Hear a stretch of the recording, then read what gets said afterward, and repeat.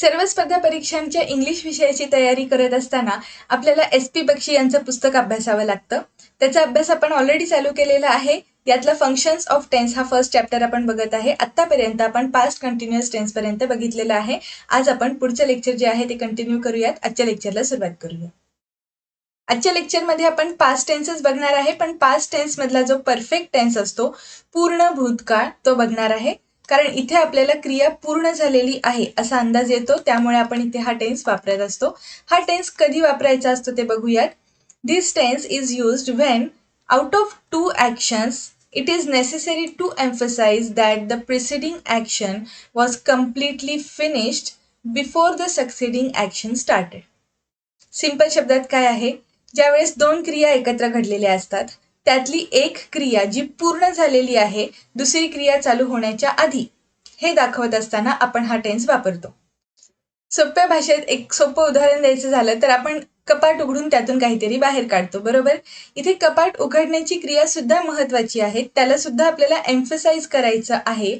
म्हणून आपण तिथे I had opened the cupboard किंवा I had open the wardrobe अशा अर्थाने तुम्ही पहिल्यांदा पास्ट परफेक्ट टेन्सचा वापर करणार आणि मग पुढची जी क्रिया आहे ती मात्र आपण सिंपल पास्टमध्ये वापरणार. ओके. भूतकाळात घडलेल्या दोन क्रिया एकत्र दाखवत असताना पहिली जी ॲक्शन घडते तिथे आपण परफेक्ट पास्टचा वापर करायचा आणि ज्याच्या पुढची जी क्रिया आहे तिथे मग आपण दुसरा एखादा टेन्स वापरू शकतो. ओके. एक्झाम्पल्स बघूयात. फर्स्ट सेंटेन्स काय आहे, I had gone to Delhi last week before my father केम.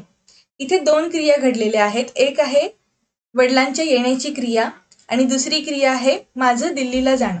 ठीक आहे. सो यातली जी पहिली ॲक्शन आहे ती पूर्ण झालेली होती हे दाखवायचं आहे, याला आपल्याला महत्त्व द्यायचं आहे. म्हणून आपण इथे हॅड प्लस V3चा वापर करून परफेक्ट पास्टची वाक्यरचना केलेली आहे. आपण जसं प्रेझेंट परफेक्टमध्ये बघितलं होतं की हॅव किंवा हॅज यांच्यापैकी एखादा हेल्पिंग वर्ब आपण वापरतो आणि मग आपण वर्बच्या थर्ड फॉर्मचा वापर करतो. पण इथे आपण कोणताही करता असेल तरीही तिथे हॅड हेच हेल्पिंग वर्ब वापरतो. इथे आपल्याला काही बदल करण्याची गरज नसते. ओके. हे सेंटेन्स करेक्ट आहे कारण इथे आपण पहिली जी ॲक्शन झालेली आहे त्याला महत्त्व देण्यासाठी आपण तिथे परफेक्ट पास्टचा वापर केला. पुढचं सेंटेन्स आहे I had gone to Delhi last week. हे सेंटेन्स इनकरेक्ट आहे कारण आपण जेव्हा प्रिसिडिंग ॲक्शन म्हणत असतो इथे ही प्रिसिडिंग ॲक्शन दिसत नाहीये, दोन क्रिया घडलेल्या नाहीत. प्रिसिडिंग ॲक्शन म्हणजे आधी घडलेली क्रिया आणि सक्सिडिंग ॲक्शन म्हणजे नंतर घडलेली क्रिया. ओके. दोन क्रिया एकाच वेळी घडतात पण त्यांच्यातली जी पहिली घडलेली असते त्या दोघांमध्ये थोडाफार अवधी असतो. ओके. पुढचं जे आहे, sometimes preceding action is implied and is indicated by the use of ever, just, recently, already, yet, so far, till, by the time, by, before, after. मग आपण इथे काय म्हणत आहे, पास्ट प्रिसिडिंग ॲक्शन. आता इथे आपण हा जो शब्द आहे पास्ट प्रिसिडिंग ॲक्शन हा सुद्धा एक महत्त्वाचा कीवर्ड आहे आपल्यासाठी, कारण पास्ट परफेक्टलाच पास्ट प्रिसिडिंग म्हटलेलं आहे. प्रिसिडिंग म्हणजे आधी घडलेली क्रिया आणि ती पुढे कंटिन्यू होते किंवा त्याचा इम्पॅक्ट हा पुढे पण कंटिन्यू राहतो, म्हणून याला प्रिसिडिंग म्हणत असतात. अशा ठिकाणी आपण हे शब्द वापरतो. आताच बघितलं. आता आपण एक्झाम्पल्स बघूयात. I had already taken breakfast. Me already माझा ब्रेकफास्ट घेतलेला होता किंवा केलेला होता असं हे आपल्याला वाक्य वापरायचं आहे. इथे ऑलरेडी हे जे ॲडव्हर्ब वापरलेलं आहे याची पोझिशन व्यवस्थित बघा. हॅड आणि V3 या दोघांच्या मध्ये वापरलेलं आहे. मागच्या लेक्चरमध्ये आपण बघितलं होतं की ज्यावेळेस आपण दोन वर्ब्स वापरलेले आहेत, हेल्पिंग वर्ब जरी असेल तरी आपण ह्याला वर्बच कन्सिडर करायचं. त्यावेळेस दोघांच्या मध्ये एखादा ॲडव्हर्ब येतं आणि हीच क्रिया आपण नॉट शब्द वापरताना सुद्धा वापरत असतो. ओके. पुढचं सेंटेन्स आहे I had finished the book before he came. Okay. म्हणजे तो येण्यापूर्वी माझं पुस्तक वाचून झालेलं होतं हे आपल्याला सांगायचं आहे. थर्ड आहे I had return from college just then. म्हणजे त्याच्या आधीच मी आलेलो होतो असं हे वाक्य आहे. लास्ट सेंटेन्स आहे I finished the book after I had return from college. आता इथे एक महत्त्वाची गोष्ट लक्षात ठेवायची, आफ्टर आणि बिफोरच्या वाक्यरचना कशा आहेत ते समजून घ्या, याचा तुम्हाला खूप फायदा होणार आहे. आपण इथे सेकंड सेंटेन्स जे बघितलेलं बिफोर ही केम, त्याच्या येण्याच्या पूर्वी ती क्रिया घडलेली आहे, त्यामुळे आधी जी क्रिया घडली तिथे आपण परफेक्ट पास्ट वापरला आणि नंतर गोष्ट घडलेली आहे सक्सिडिंग ॲक्शन जी होती तिथे आपण सिंपल पास्ट वापरला.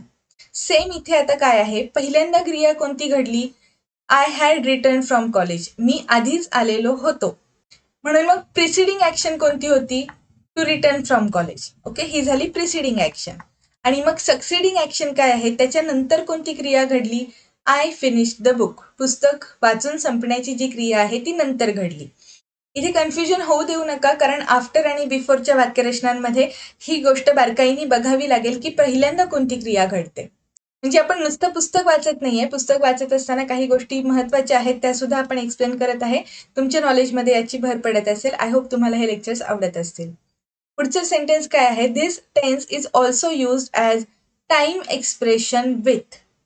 आपण परफेक्ट पास्टचा वापर टाइम एक्सप्रेशन्स, खाली दिलेले जे टाइम एक्सप्रेशन्स आहेत ते वापरून सुद्धा करू शकतो. असे कोणते कोणते शब्द आहेत? Since, for, how long, whole, all, throughout, all along. Example बघूयात. She had known him for 2 years, म्हणजे ती त्याला 2 वर्षांपासून ओळखत होती. इथे सुद्धा हे हॅड वापरलेलं आहे, त्यानंतर V3 आहे आणि फॉर वापरून आपण ही वाक्यरचना पूर्ण केलेली आहे. नेक्स्ट आहे he had own this plaza for 5 years. पुढे आहे past perfect tense is used with verbs such as want, hope, expect, think, suppose, mean, intend, indicate that the action mentioned did not take place. हे आता आपल्यासाठी खूप महत्वाचं आहे. सगळ्यात important point कोणता असेल पास्ट परफेक्टच्या बाबतीत तर तो हा. या ठिकाणी हे जे वर्ब्स वापरलेले आहेत आपण रिपीट करूयात परत एकदा. Want, hope, expect, think, suppose, mean, intend. हे शब्द जर आपण परफेक्ट पास्ट सोबत वापरले असतील तर तिथे ती क्रिया होऊ शकली नाही असा अर्थ निघतो. ओके, म्हणजे एखादी क्रिया घडायची राहून गेली असं म्हणत असताना आपण पास्ट परफेक्टमध्ये हे शब्द वापरतो. एक्झाम्पल्स बघूयात. I had wanted to help my brother, मला माझ्या भावाला मदत करायची होती पण मी केली नाही किंवा मी करू शकलो नाही अशा अर्थाने हे वाक्य आहे. Okay, so but I could not help. Second आहे I had expected to pass, म्हणजे मी पास होईन अशी अपेक्षा होती. ओके, आय हॅड एक्सपेक्टेड पण ते होऊ शकलं नाही. ओके, म्हणजे काय, फेल झालं.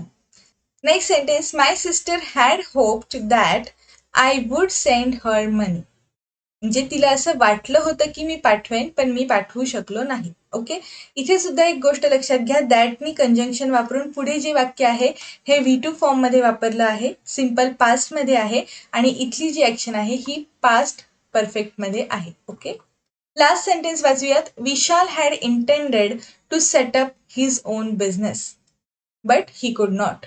अशा पद्धतीने ही वाक्यरचना असेल. म्हणजे इथे आपल्याला एवढंच जरी वाक्य बोललं असेल तरी समजून जाईल की पुढे ती क्रिया घडण्याची अर्धवट राहिली किंवा ती क्रिया पूर्ण होऊ शकली नाही. अशा वेळेस सुद्धा आपण परफेक्ट पास्टचा वापर करतो. जनरली परफेक्ट टेन्स कशासाठी वापरला असतो? एखादी क्रिया पूर्ण झालेली आहे किंवा होती हे सांगण्यासाठी. परफेक्ट पास्ट वापरला तर ती क्रिया पूर्ण झाली होती असं म्हणायचं असेल. पण इथे आता एक गोष्ट काय आहे, हे जे वर्ब्स आहेत इथे मात्र ती क्रिया पूर्ण झाली नाही किंवा होऊ शकली नाही असा आपल्याला अर्थ निघतो. इथे नकारात्मक वाक्य कुठे दिलेलं नाहीये किंवा मग पुढे कंजंक्शन वापरून हे म्हटलं तरी चालेल, नाही म्हटलं तरी चालेल. ठीक आहे, म्हणजे मला माझ्या भावाला मदत करायची होती पण मी करू शकलो नाही. हे पुढचं जे वाक्य आहे पण मी करू शकलो नाही हे तुम्ही गाळलं तरीही चालेल, फक्त इतकीच वाक्यरचना केली की मी माझ्या भावाला मदत नाही करू शकलो, सो त्याचा अर्थ तोच निघतो की नाही केलेली. ओके, त्यामुळे तुम्ही हे कंजंक्शन वापरून पुढचं सेंटेन्स कंटिन्यू केलं तरीही चालेल, नाही केलं तरी चालेल. आता आपण वर्कबुक एक्सरसाइज जी सोडवूयात. हे एक्सरसाइज आपल्याला पास्ट परफेक्ट टेन्स बद्दलच एक्झाम्पल्स दिलेले आहेत, त्यांच्याबद्दल अभ्यास करायचा आहे. इथे आता डायरेक्शन्स मध्ये सांगितलेलं आहे की फिल इन द ब्लँक्स मध्ये हे सेंटेन्सेस वापरा. परफेक्ट पास्टची रचना करत असताना हॅड प्लस V3 चा वापर करायचा, इतकं बेसिक लक्षात ठेवायचं आहे. एक्झाम्पल्स बघूयात. फर्स्ट आहे after the guests we did the washing. So after the guest had left. आता एक सगळ्यात महत्वाची गोष्ट, हॅड शब्द सगळीकडे कॉमन येणार आहे हे विसरू नका. वाक्य निगेटिव्ह कुठेही बनवायला सांगितलेलं नाहीये, सगळीकडे पॉझिटिव्हच वाक्य असणार आहेत. आता आपल्याला फक्त हे जे वर्ब्स आहेत यांचे V3 फॉर्म ओळखता आला पाहिजे आणि मग आपली उत्तरं मिळतील. लिव्ह या वर्बचं, लिव्ह म्हणजे निघणे किंवा जाणे या अर्थाने वापरलेलं असतं, त्याचं V3 फॉर्म लेफ्ट आहे.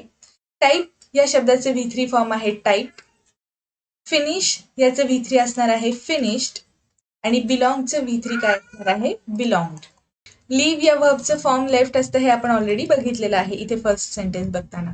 त्यामुळे प्रत्येक वाक्याची फिल इन द ब्लँक ही खूप सोपी असणार आहे. आपण डिरेक्टली आता वाक्य वाचूयात. आपण आता डिरेक्टली हे शब्द वापरून वाक्य पूर्ण वाचूयात. After the guests had left we did the washing.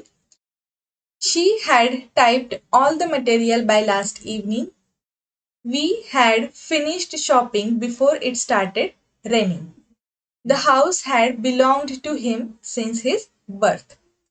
She was not present because she had left office when her boss called her. ठीक आहे, ही सगळी वाक्य आपण बघितलेली आहेत. इंग्लिश विषय पक्का करायचा असेल तर आपल्याला टेन्स पक्के असावे लागतात. टेन्सचा अभ्यास करत असताना फक्त वाक्यरचनांचा अभ्यास पुरेसा ठरत नाही, त्याबरोबरच आपल्याला काही कीवर्ड्स आहेत ते सुद्धा महत्त्वाचे असतात. जसं आज आपण आपल्या लेक्चरमध्ये बघितलं की पास्ट परफेक्टमध्ये काही व्हर्ब्स वापरले तर ती क्रिया घडायची राहून गेली असं सुद्धा आपल्याला समजतं. सो हे जे शब्द आहेत, असे कोणते कोणते शब्द असतात, हे सगळे एका ठिकाणी मिळण्यासाठी SV बक्षी यांचं पुस्तक आपल्यासाठी खूप युजफुल ठरणार आहे. ही सिरीज फॉलो करायला विसरू नका. येणाऱ्या व्हिडिओजचे नोटिफिकेशन मिळवण्यासाठी चॅनलला जर आत्तापर्यंत सबस्क्राईब केले नसेल तर एकदा सबस्क्राईब करा. हा व्हिडिओ जास्तीत जास्त लोकांपर्यंत पोहोचवण्याचा प्रयत्न करा आणि जर तुम्हाला लेक्चर्स आवडत असतील तर व्हिडिओला लाईक नक्की करा. भेटूयात पुढच्या लेक्चरमध्ये. थँक्यू.